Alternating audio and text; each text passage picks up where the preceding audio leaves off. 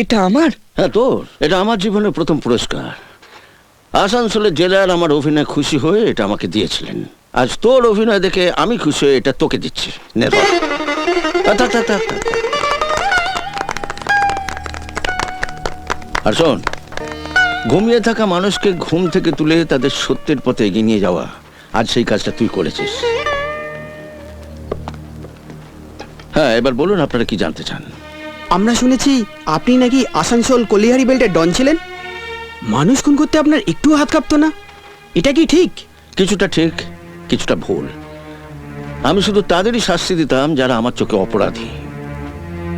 আমার নিজস্ব একটা আদালত ছিল, সেই আদালতে তাদের আমি বিচার করতাম। পুলিশ আমাকে পাগলা কুকুরের মতন খুঁজে বেড়াতো, পেত না। তাহলে আপনার এই নাটক, মানে আপনার এই নাটকের দলের শুরুটা কিভাবে হলো? সেটাও একটা নাটক থেকে। সেটা কি রকম? সেটা হলো সেই সময় আমি সেখানকার ত্রাস। তো আমারই এক চাকরির মুনু আমার সঙ্গে বিশ্বাসঘাতকতা করে আমার নামে পুলিশে রিপোর্ট করে। পুলিশ আমায় ধরতে আসে, আমি পালিয়ে যাই। পালাতে পালাতে আমি একটা যাত্রার নাটকের দলে ঢুকে পড়ি। তখন সেই পালার নাম ছিল সর্বহারা হরিশ্চন্দ্র।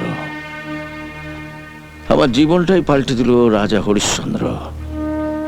মন দিয়ে পালা দেখছি, আমার অজান্তেই চোখে জল ভরে গেল। সত্যের জন্য একটা মানুষের কত কঠিন লড়াই। নিজের রাজ্য, শাসন, সম্পত্তির সবকিছু বিসর্জন দিয়েছে শুধু সত্যের জন্য। এমনকি নিজের স্ত্রী, সন্তানকেও নিজের হাতে চিতায় আগুন দিয়েছে শুধু সত্যের জন্য। তখন আমার ভেতর থেকে একটা লোক চিৎকার করে বললো, এই ইকবাল, কি করছিস, কেন করছিস? সেদিন থেকে আমি সব খুন খারাপি বন্ধ করে দিলাম, সারেন্ডার করলাম। জেল হয়ে গেল। জেলের মধ্যেই কয়েদিদের নিয়ে নাটক শুরু করলাম। সেই নাটক শুরু হলো, আজও চলছে। তাহলে কি আপনার রোজগার এই নাটক থেকেই? না না, রোজগার করি গ্যারেজ থেকে, নাটক করি প্রতিবাদ করবার জন্য। আমার গ্রামে গঞ্জে যে অন্যায় অত্যাচার হয় নিরীহ মানুষের ওপর, সেটাকেই আমি আমার পথনাটকে তুলে আনি। সেটাই আপনারা কাগজে ছাপান, সেটা দেখি সরকারের টনক নড়ে। টনক নড়লে নিরীহ মানুষরা সুবিচার পায়। আর আমি বলি, জয় বাংলা।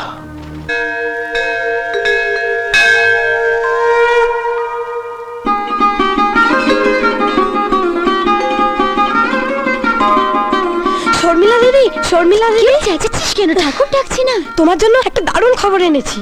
কি খবর রে? নদীর ধারে দেবু দাদা তোমার জন্য অপেক্ষা করছে। এক্ষুনি যাও, নইলে তোমার ওই ঢপবাজ বাবা এসে পড়বে। আচ্ছা, এই ব্যাপার, দেখাচ্ছি মজা। শোন দেবী, তুই ওকে বল একটু অপেক্ষা করতে, আমি আসছি। অপেক্ষা করাচ্ছি।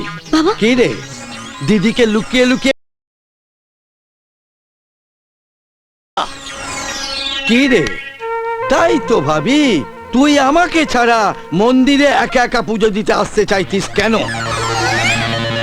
আমাকে বোকা বানানোর জন্যে?